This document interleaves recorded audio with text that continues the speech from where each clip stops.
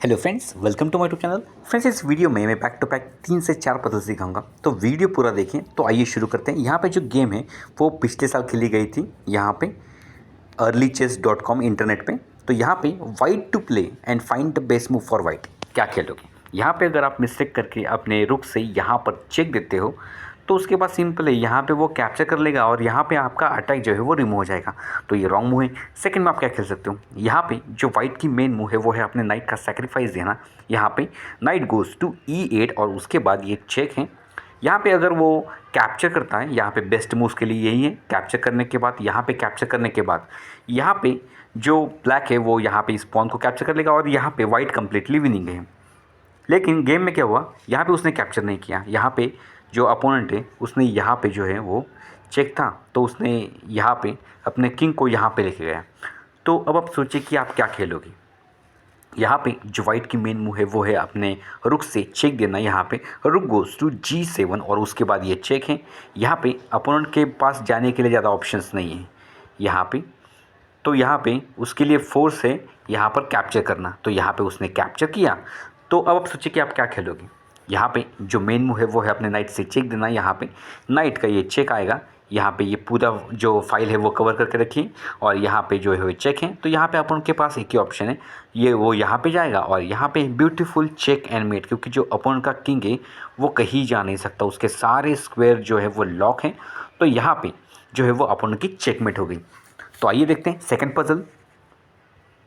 Friends, इस puzzle में अभी white to play and find the best move for white, क्या खेलोगे। यहाँ पे अगर आप देख सकते हो जो ब्लैक है उसकी पोजीशन जो है वो स्ट्रांग है और वो यहाँ पे विनिंग है। और अगर आप मिस्टेक करके यहाँ पे कैप्चर वगैरह करते हो तो उसके बाद सिंपल है, वो भी यहाँ पे कैप्चर करेगा। अगर आप यहाँ से चेक भी देते हो तो यहाँ पे चला जाएगा। अगर आप यहाँ से चेक देते हो तो वो अपने पॉन को आगे पुश करेगा और यहाँ पे आपकी जो है वो चेकमेट लगी हुई है। तो यहाँ पे जो मूव है वो रॉन्ग मूव है। सेकेंड में आप क्या खेलोगे, सोचिए।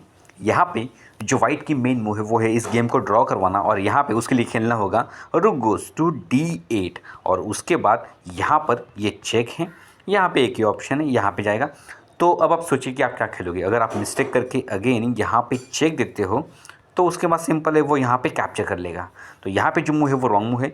मेन मूव है अपने नाइट से चेक देना। यहाँ पे नाइट गोज़ टू F8 और उसके बाद ये चेक है।